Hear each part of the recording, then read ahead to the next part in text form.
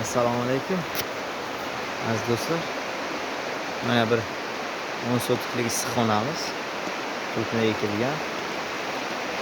Mana oddiy sim usulida shunday sim do'galarda sim tortib termiz qildik. Termiz. Hali termizlarim bitmagan. Bir tomoni ochilmaydi, bu tomoni seli ochiladi. Mana turba bor.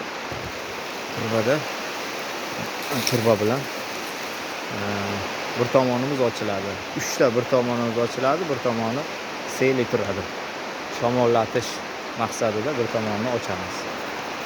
Issiqxonamiz shu. Tashqaridan ko'rinishi birinchi qavatimiz ochiladi. Libyotkalarda 3 ta shunaqa prilot tushgan va oldi ham ochiladi. Mana shunday. Oldi ham ochiladigan qilgan. Bizda mana shunday ochilishini oldini shunday turg'ada arqon tortilgan. 60 ga 18. 2 ta nol tushgan. Yomg'ir yog'yapti. Mana shunday.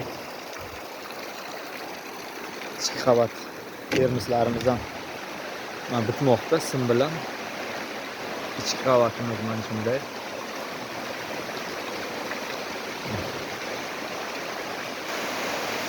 Eng baland nuqtamiz 6 metr bo'lgan. Mana shu o'rtadan 2 yonga qilib sim tortib termiz qilmoqdamiz. Mana shunday.